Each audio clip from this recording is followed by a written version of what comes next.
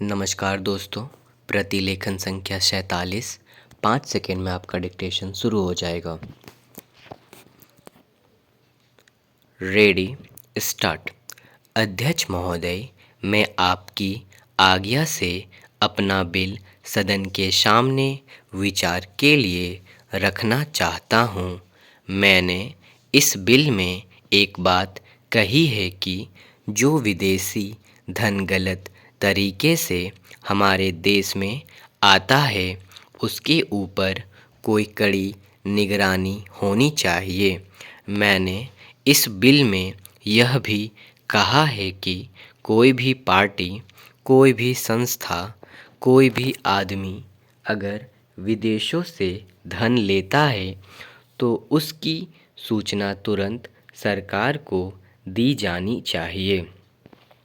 उस आदमी या उस संस्था के लिए यह भी अनिवार्य हो कि उस राशि का पूरी तरह से लेखा जोखा रखे और 1 वर्ष के बाद उस राशि के खर्च का पूरा लेखा जोखा सरकार के पास भेजे, ताकि सरकार को मालूम हो सके कि कितना धन विदेशों से आया तथा वह किस प्रकार खर्च हुआ।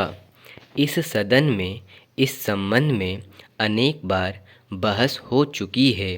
स्वयं गृह मंत्री ने यहाँ कहा था कि वह इसके संबंध में एक बिल सदन में लाएंगे, लेकिन मुझे बड़े दुख के साथ कहना पड़ता है कि 2.5 वर्ष बीत जाने के बाद भी आज तक वह बिल सदन में नहीं आया।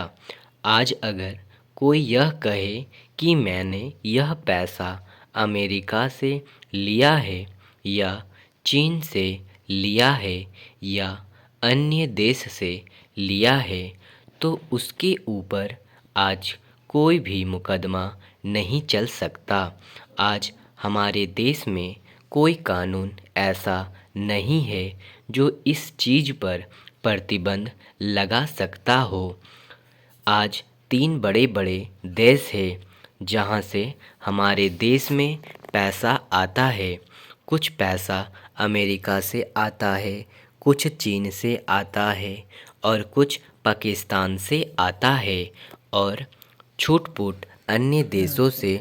इस प्रकार का धन हमारे देश में कितना फैला है, अगर इसकी ओर आप ध्यान देंगे तो एक चिंताजनक स्थिति आपके सामने आकर खड़ी हो जाएगी। अगर इसी तरह से चलता रहा तो हो सकता है कि एक दिन हमारे देश की सुरक्षा, प्रजातंत्र की सुरक्षा खतरे में पड़ जाएगी। विदेशी सेना हमारे देश पर आक्रमण ना कर सके, इस बात की चिंता तो हमारी सरकार करती है, लेकिन विदेशी धन की कोई चिंता यह सरकार नहीं कर रही है।